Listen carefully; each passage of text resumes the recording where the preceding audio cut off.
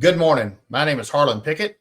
I'm with Eagle Care Health Solutions, and I'm bringing you the news you can use to kickstart your week. Get ready. After the countdown, we're going to roll this thing.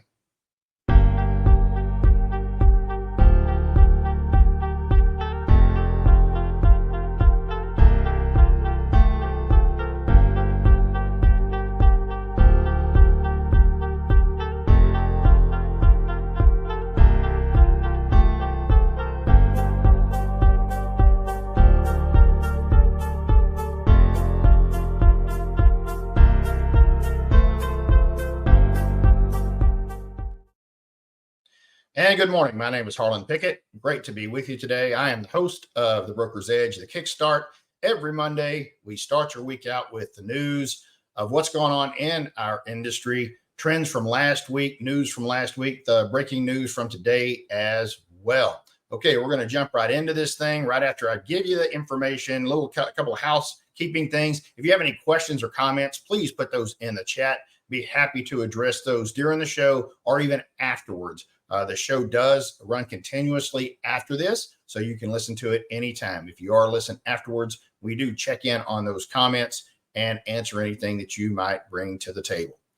All right. Thank you so much for being here. Today, we're going to jump in with a big story of something that has developed in the last week as CMS has released their final rule, I guess you can say. The drug payment plan, Medicare prescription drug payment plan, part 2 has been released, and this is the final rule. And man, this is a huge deal.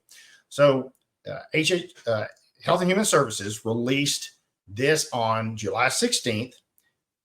Man, get this. This is crazy, guys. Starting in January of 2025, Medicare beneficiaries will be able to spread their prescription drug cost across the entire calendar year instead of paying them each time they go to the pharmacy. Stick with me on this because this is crazy stuff. In the new program, Medicare beneficiaries will be able to pay nothing for their covered Part D drugs at the pharmacy.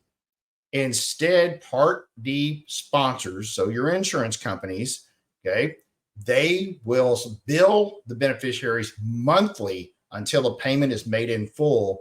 And then, only then, will the sponsors pay the pharmacies. Wow, imagine it. This is crazy stuff, right?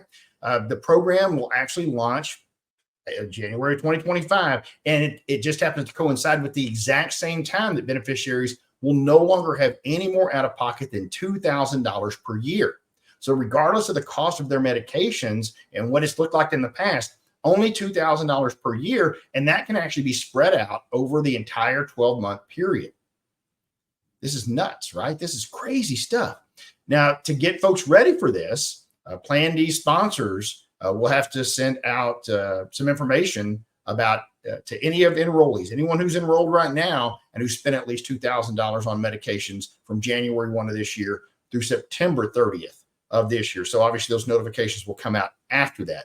And man, think of how quick that's going to happen then, because that means that if they're doing that date through September 30th, people are going to get this information in October, most likely whenever AEP is already started.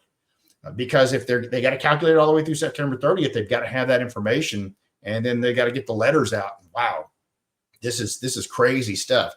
These changes were actually part of the Inflation Reduction Act that was in 2022, but some of these things were not outlined quite like we are seeing right now.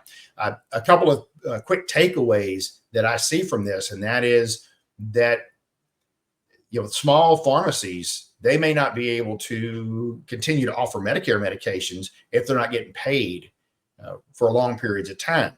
Now, to offset that, think about the fact that we have only $2,000 that person's going to be responsible for. Okay, so if they're only responsible for $2,000 and it's a expensive medication, in 1 or 2 months, they're already going to have spent that, and then any other medications they get past that will then, of course, be paid by the plan sponsor or the insurance company from then on. So there's a lot of working parts in this. They're going to obviously have to get this information out to the participants, to the different enrollees. And Man, think of all the agents out there that were not ready and were sideswiped with this as well. Looking for someone to plan, it's going to change dramatically the way that you look for someone to plan too, and make it even more imperative that a medication is on the formulary, because obviously this is not going to apply to any medication that is not on the formulary of any of these, any plan that's being sponsored. There's so much to unpack here, but wow, this is a huge deal as far as how the impact is going to be on beneficiaries on these plans, but also the steps that are going to have to be taken by insurance companies, and of course the impact it's going to have on pharmacies too. I'll probably put a little something together to put out there, a written, actually my response to what this would look like out there. I'll put that out on LinkedIn as well, because I can see some goods for some parties and some bads for some parties, and some perceived bads that actually may be good in the long run. So I'm really surprised that this has taken the turn that it has, but I think that it's very interesting that they have made this move in such a spectacular fashion. So we'll certainly keep you updated on this if anything else develops with it, but this is a huge deal, a big win for Medicare beneficiaries. The other parties, I guess it's yet to be seen what that's going to look like. Now, stepping back into the world of employer benefits, one of the continuing sagas of anything on that side is continuing rising prices. For those of you who are not familiar with what stop loss insurance is, it's catastrophic insurance for self-funded plans. In other words, it can be catastrophic for individual and then also aggregated for the entire group. And what we're seeing is continued rise in the premiums of stop loss because of especially specialty medications. We just kind of talked about medications there that are the stop loss on those guys is actually the government, which is funny enough. I say they only got to come out $2,000. Well, guess what? In that case, anything after that is paid for by the government. It's paid for by our tax dollars. We're the stop loss for it. But in a medical plan, in a self-funded medical plan, commercial plan, stop loss is an additional layer of protection that a company has to be sure that catastrophic claims don't bankrupt the company itself. So specialty medications and then just regular severe claims have pushed the cost of these stop loss policies up higher. Now, in most cases, they don't keep their deductibles the same, but when they do, so if you run the numbers and say self-funded plan, we're going to keep our deductible the same, then the average stop loss premium went up this year 11.5%. Now, technically, that's down. That's actually down from 13.4 in 2023. However, most people, as I mentioned, most companies do not keep their stop loss the same whenever they have that type of increase. And so when you actually look at the numbers when they move to a higher deductible plan, what it really looks like is the increase this year was 9.4% versus 8.4 last year. Now remember, on a self-funded plan, this is just a piece of the pie. This is just a piece of the cost. It's actually one of the reasons why a self-funded type option can make so much difference to a company, because even though you may get that 10%-ish increase there, whenever you look at that and it's only one little piece of your plan, then it's not an overall 10% or 12% or 13% increase. It is just a 10%-ish increase in a one little piece of it. And then that can correlate to a whole lot less overall cost increase for your plan. Be happy to talk to you more about that. If you're confused about that particular part of how a plan works, you can just reach out to me on LinkedIn or go out to our website, eaglecarehealth.com, and you can reach out to me through there as well. That's eaglecarehealth.com. All right, we talk a lot on this show about GLP-1s. And there's a little bit of talk both ways about, well, which one is the best? How do you figure out which of these plans is actually the best? Very interesting question, the best. Well, there's got to be some study out there, right? Yes, there is a study out there. So let's dive into which of these is actually the best. because these trials, they've got to be accurate, right? Well, this is very, very interesting. So trials for the weight loss drugs are actually not very uniform. And the studies can last anywhere from 13 to 72 weeks. What? It's crazy. And of course, the results are going to vary depending on where your body mass index was to begin with, because that data a lot of time is not even looked at, or it's not even there. To give you an example, a recent study. So researchers did a study comparing Mounjaro to Ozempic, two of the big name ones. Now, this is crazy stuff here, guys. They want to know both of these medications that, of course, are technically taken for diabetes type 2. They want to see which one led to greater weight loss.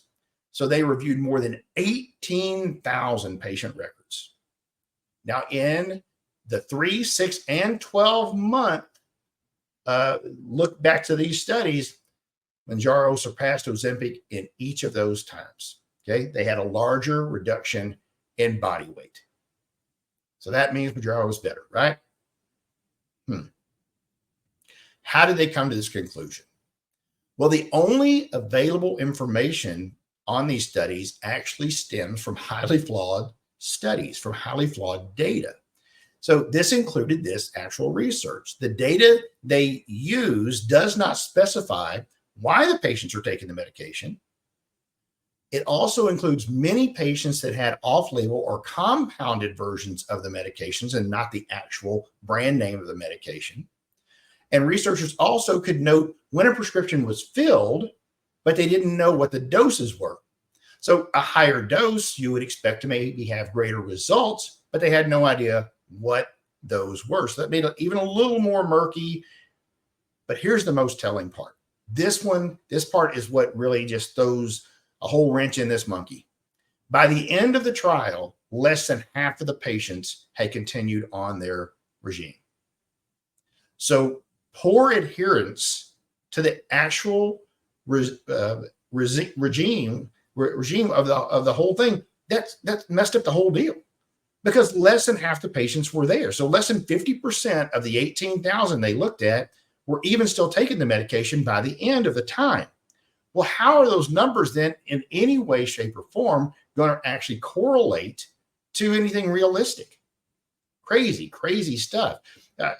I think that there will most likely be some better, I hope, right? Some better studies out there.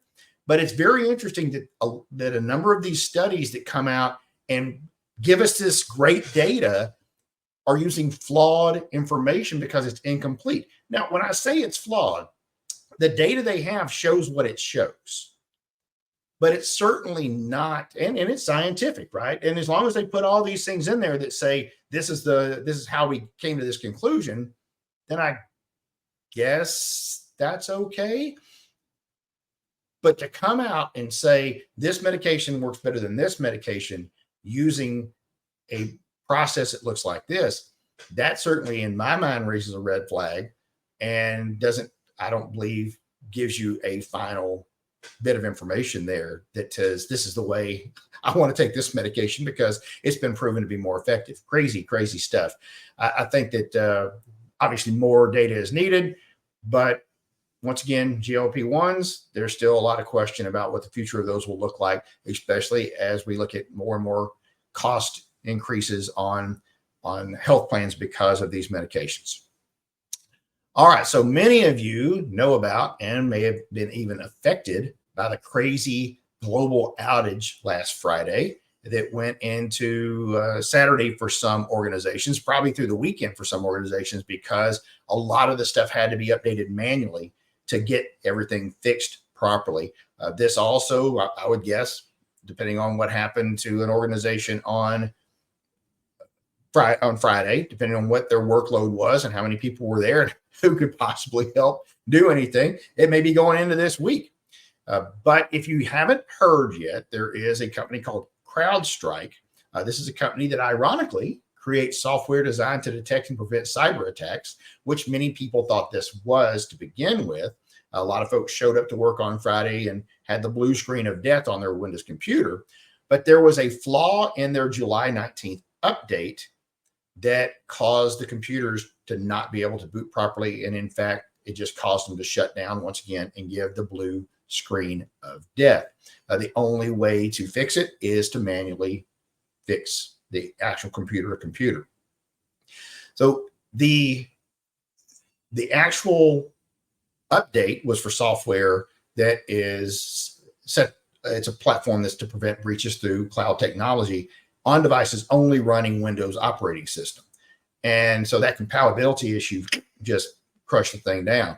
Now, this actually had a huge impact both in hospitals and health systems across the United States, as well as airlines and health insurance companies. I was doing something just as simple as trying to print out a temporary card, an insurance card for one of my folks on a self-funded plan, and I couldn't do it. The website for the TPA was affected by this and was shut down, and they couldn't do anything. So they were out of business on that day, and we're still having issues with it today. So there are a lot of lingering issues from it.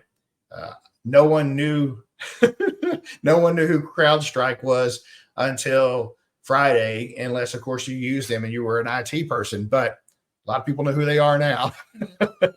That's not the way you want to get known, right? We prevent outages from cyber attacks, and the worst outage of all was by us because of an incompatible file. Yikes! That's a tough deal. All right, that's all we got for you today. I do want to see if there's any comments. There is not, but I see I got lots of love today on some of them. I'm betting some of you folks out there are Medicare, and so you're giving love because you're going to be paying less for your medication next year. I don't blame you for loving on that. That's going to be an interesting thing that comes across there. Hey, do appreciate everyone being with us today. We do this every week. If you would do me a favor today, I really do want to know that people are getting something out of these. I think it's very important to know that we're bringing value. And if we're not bringing value, then we don't want to do it. If you would please just reach out and give a comment on whatever platform that you're on so that we can take a look at that and let us know. Are we doing a good job? Do you want to see something different? We did this before and kind of took some of these comments that folks had, and we crafted what we did around some of that.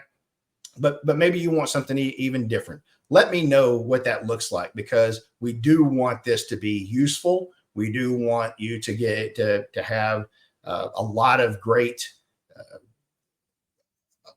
information from it. And if we're not sharing the information that you want to know, then I need to know that so I can do a better job. Do appreciate everyone being out here, being with us today, and we'll catch you next time on the Kickstart. We're out of here.